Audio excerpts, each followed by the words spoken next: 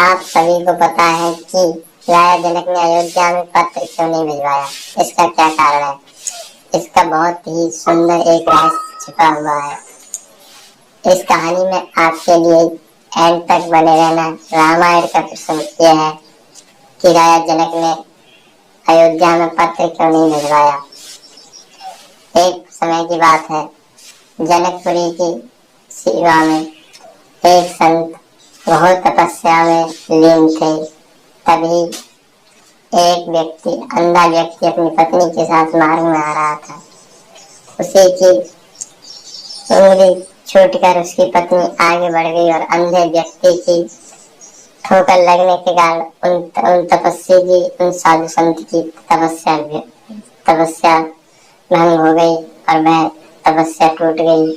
उन्होंने उसके लिए श्राप दे दिया कि जा, सूर्योदय होते ही तुम्हारी मृत्यु हो जाएगी।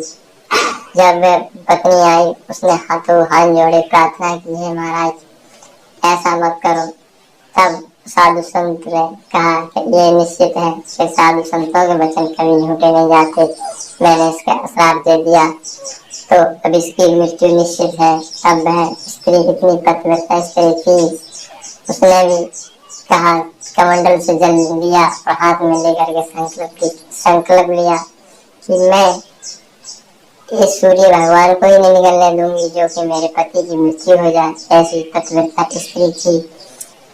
तभी सभी को पता चला कि सूर्य क्यों नहीं निकल रहे हैं। जब देवताओं को मालूम पड़ा, देवताओं में हलचल मच गई कि सूर्य भगवान क्यों नहीं निकल रहे, क्या कारण है।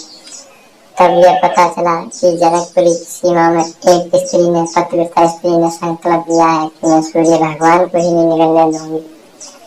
तभी देवताओं ने सलाह मिलाई। अत्रि मुनि की नारी अनुसुईया के पास में पहुंचे। अनुसुईया से कही, हे माता, तुम तो पतिव्रताओं में सती शिरोमणि हो, तुम जाओ उसे समझाओ कि वह सूर्य भगवान के लिए निकला न दे। अनुसुईया पहुंची और उन्होंने कहा, वे पुत्री, तुम सूर्य भगवान को क्यों नहीं निकलने दे रही हो? उन्होंने कहा, मैया, अगर सूर्य भगवान को अगर निकलाने दें तो हमारे पति की मृत्यु हो जाएगी। उन्होंने कहा, बेटी चिंता मत करो, ये कुछ कुआं है, इस कुआं में से जो कच्चे घड़े से और कच्चे धागे से जल निकाल करके तुम्हारे पति के लिए स्नान करा देंगे कोई पतिव्रता स्त्री, तो वह तुम्हारे पति की जान बच जाएगी। लेकिन पति धर्म यह था कि किसी पत्नी ने या उसने सपने में भी दूसरे पति को, किसी के दूसरे पति का चित्र नहीं देखा हो। लेकिन रामायण में तो हर जगह पे हमें सब, आपके सभी के लिए, विद्वानों के लिए हर आगे लाइनों पे शंका होती है। कोई लोग कहते हैं कि एक स्त्री आई थी और कोई कहते हैं कि एक मेहतर आया था। लेकिन दोनों ही बात सटीक बैठती हैं, चाहे आप मेहतर के लिए कह लें और चाहे स्त्री के लिए कह लें। लेकिन मेहतर और स्त्री, लेकिन कुल मिला के हरिजन आया था अयोध्या से। आगे चल के सभी स्त्रियों अपने अपने, जब कोई स्त्री ऐसी नहीं निकली जो कि अपने पति के अलावा दूसरे पति का सपने में भी न देखा जाए, यह खबर अयोध्या में पहुंची और अयोध्या में माता कौशल्या तैयार हो रही थी। झाड़ू मारने वाले ने कहा, मैया, आप कहाँ के लिए जा रही हैं?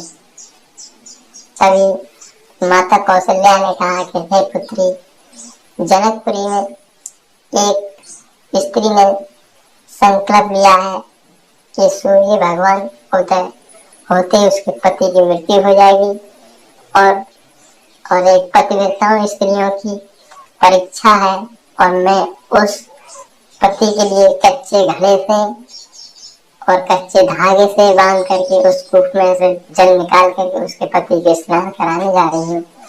उसने जब देखा, झाड़ू मारने वाली ने देखा कि मैया, ये छोटा सा काम तो मैं भी कर सकती हूँ, मैं भी आ सकती हूँ। वो बहुत प्रसन्न हुई माता कौशल्या ने कहा, पुत्री क्यों नहीं आप जाएं और ये काम क्यों नहीं आप ही करे आए।